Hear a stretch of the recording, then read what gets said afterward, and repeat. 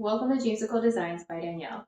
In this part 1 video, I show you how to draft your very own basic skirt blocks with darts for non-stretch fabric.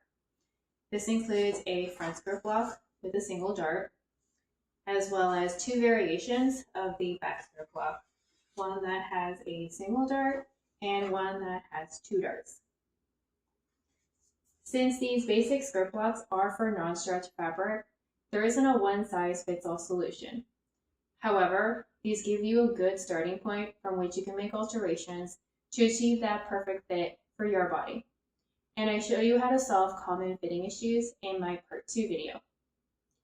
It's important to have your own basic skirt blocks because from that, you can make anything that you can dream of. For example, this skirt that I'm wearing, I designed from my basic skirt blocks. Let's get started.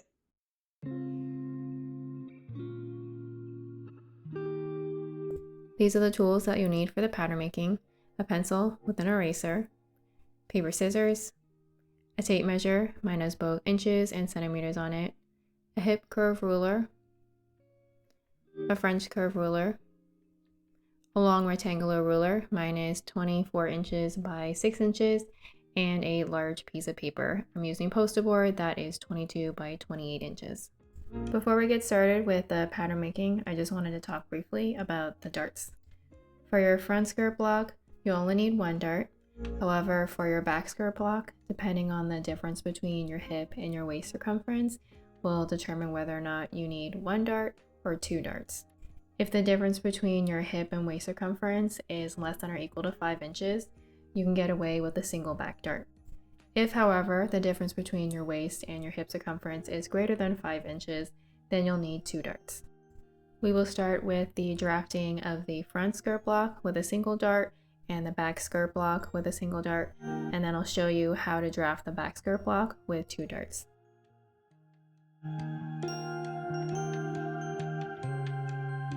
To prepare your piece of paper, draw a horizontal line dividing the width in half. Then draw two additional horizontal lines 0.5 inches above and 0.5 inches below. That will later form your seam allowances. Next, draw a vertical line parallel to the width 2 inches inwards that will mark the location of your waistline. We're going to mark the location of the hip and the hemline relative to the waist. Take your measuring tape, measure from your waist to your hip, and then from your waist to your hemline. I'm measuring to just above my knee. On your paper, mark the location of your hip line. Then draw a straight line through that hip mark. Next, mark the location of your hemline on your paper.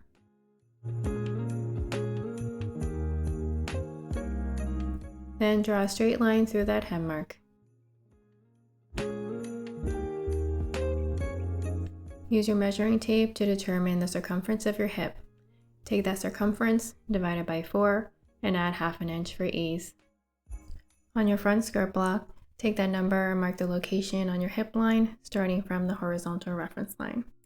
On your back skirt block, take that same number and mark the location on your hip line, starting from that horizontal reference line. Draw a straight line through those hip marks on the front and back skirt blocks from the hemline to the waistline. These straight lines now represent your center front and center back respectively.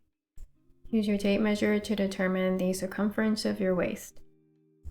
Take that number and divide it by 4, add ¼ inch for ease, add ½ inch for the dart intake. On your front skirt block, use that number to mark the location on your waistline starting from the center front. On your back skirt block, take the waist circumference and divide it by 4, add ¼ inch for ease, add 1 inch for the dart intake. Use that number to mark the location on your waistline starting from the center back. Before we can draw the waist curve on the front and back skirt blocks, we need to raise that outer waist to hip curve by 0.5 inches. Next, on the back skirt block, we need to lower the waistline on the center back by 0.5 inches. On your front skirt block, draw the waist curve from the center front to the outer waist to hip curve using a hip curve ruler. Make sure that the line at the center front flattens out so that it can smoothly connect to its other half. On the back skirt block, draw the waist curve from the center back to the outer waist to hip curve using a hip curve ruler. Make sure that the line at the center back flattens out so that it can connect smoothly to itself. Draw the outer waist to hip curve on both the front and back skirt blocks using a hip curve ruler. Make sure that the curve at the hip line flattens out so that it smoothly connects with the rest of the skirt. Now we need to true the waist to hip curve by making sure that they are the same length on the front and back skirt blocks. Take your measuring tape and use it to walk along that waist to hip curve on the front skirt block, and then compare that to the waist to hip curve on the back skirt block. For my back skirt block, it ended up being about 0.25 inches too short. Modify the length of the waist to hip curve on the back skirt block accordingly, and then reconnect it with the waist curve. Use a tape measure to determine the distance between your bust apex to apex. Take that number, divide it by 2, and that is the location of your front dart. Using your center front as the reference line, mark the location of your dart on your waistline. From that mark, draw a line 3 inches long, perpendicular to the hip line, and that will represent your dart length and the center line. The dart intake or width will be 0.5 inches. Mark 0.25 inches on either side of the dart center line. Draw the dart legs by connecting the dart point with each side of the dart intake. The distance between your bust apex to apex divided by 2 represents the location of your back dart. Mark the location on your waistline starting from the center back. Draw a line through that mark that is 5 inches long and perpendicular to the hip line. This represents your dart length and the center line. The dart intake is 1 inch. Mark the dart intake on your waist curve at 0.5 inch on either side of the dart center line.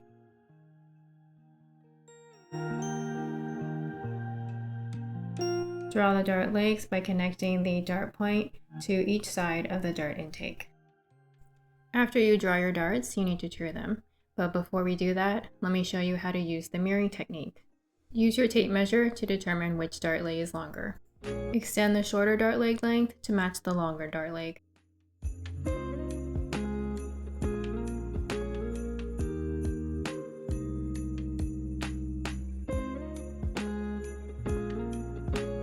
Redraw the curve connecting to that dart leg. Next, extend the dart center line temporarily.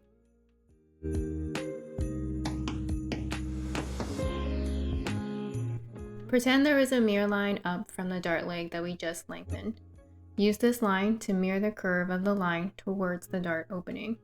Determine the intersection of your ruler with the curve based on the dart intake number, measured from the dart center line. In this example, the dart intake is 1 inch. So measuring 1 inch out from that dart center line, find the location that that ruler intersects with the curve. Once you find that point of intersection, mark that point on the dart center line. Connect each dart leg with that point on the dart center line. And that's it, you've trued your dart. For illustrative purposes, if you fold the dart legs together, you can see that all curves line up smoothly. Here is a second example of how to true your dart. Use your tape measure to determine which dart leg is longer.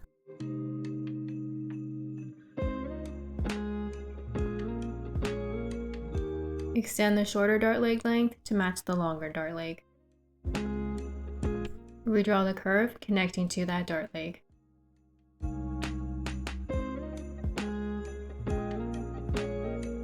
Next, extend the dart center line temporarily. Pretend there is a mirror line up from the dart leg that we just lengthened. Use this line to mirror the curve of the line towards the dart opening.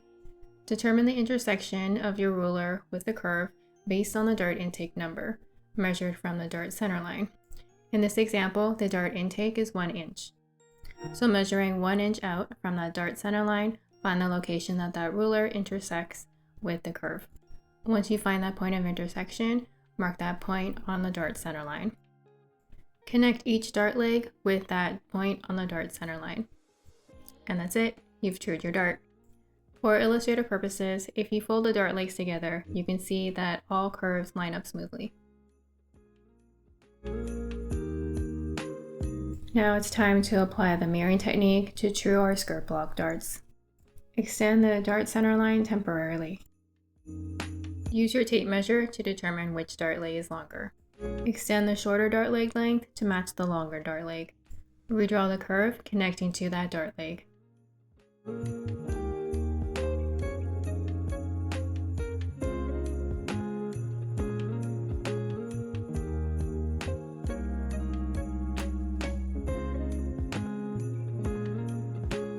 Pretend there is a mirror line up from the dart leg that we just lengthened. Use this line to mirror the curve of the line towards the dart opening. Determine the intersection of your ruler with the curve based on the dart intake number, measured from the dart center line. Once you find that point of intersection, mark that point on the dart center line. Connect each dart leg with that point on the dart center line. And that's it, you've trued your darts.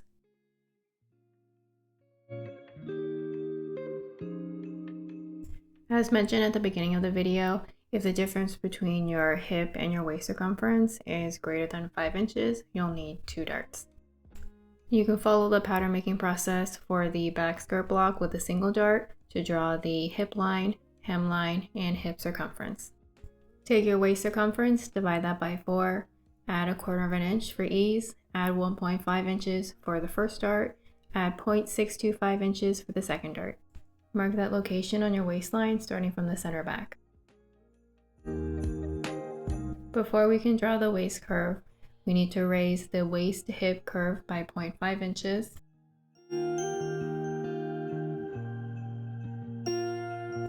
And we need to lower the waistline at the center back by 0.5 inches. Draw the waist curve by connecting the center back to the waist to hip curve using a hip curve ruler. Make sure that the line flattens out at the center back so that it can smoothly connect to itself. Draw the waist to hip curve by connecting the outer waistline to the hip line using a hip curve ruler. Make sure that the line flattens out at the hip line so that it can smoothly connect with the rest of the skirt. True the waist to hip curve against the front skirt block, making sure that both lines are the same length. The distance between your bust apex to apex divided by 2 represents the location of your first back dart. Mark the location on your waistline starting from the center back. Draw a line through that mark that is 5 inches long and perpendicular to the hip line. This represents your dart length and the center line. The dart intake is 1.5 inches. Mark the dart intake on your waist curve at 0.75 inch on either side of the dart center line. Draw the dart legs by connecting the dart point to each side of the dart intake. The second back dart is located 1.5 inches away from the first dart and measured from dart leg to dart leg. The second back dart is also located closer to the waist to hip curve. Mark the location of 1.5 inches away from the first dart on your waist curve. The dart intake is 0.625 inches. Mark the dart intake on your waist curve, measuring 0.625 inches from that first dart leg. Then mark the dart center line at 0.3125 inches in between the dart legs.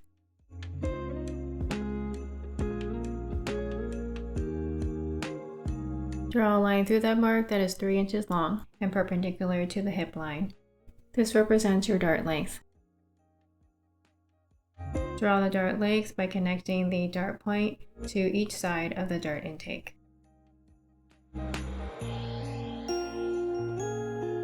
True the 2 back darts using the mirroring technique that I taught you earlier. I'm going to true them side by side. Use your tape measure to determine which dart leg is longer. Extend the shorter dart leg length to match the longer dart leg. Redraw the curve connecting to that dart leg. Extend the dart center line temporarily. Pretend there is a mirror line up from the dart leg that we just lengthened. Use this line to mirror the curve of the line towards the dart opening. Determine the intersection of your ruler with the curve based on the dart intake number, measured from the dart center line. Once you find that point of intersection, mark that point on the dart center line. Connect each dart leg with that point on the dart center line. And that's it, you've trued your darts.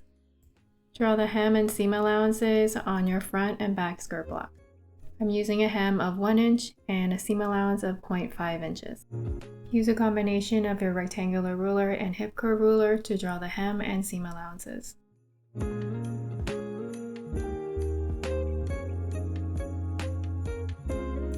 After you finish drawing your hem and seam allowances, cut out your pattern pieces. These are your final skirt blocks. The front skirt block with a single dart is on the left, the back skirt block with a single dart is in the middle, and the back skirt block with 2 darts is on the right. As mentioned in the intro, there isn't a one-size-fits-all solution. These basic skirt blocks give you a good starting point from which you can make alterations to achieve that perfect fit for your body. And I'll show you how to solve common fitting issues in my part 2 video. I'll show you how to adjust the width and location of the waist and hip, the waist to hip contour, and most importantly, the position and size of your darts.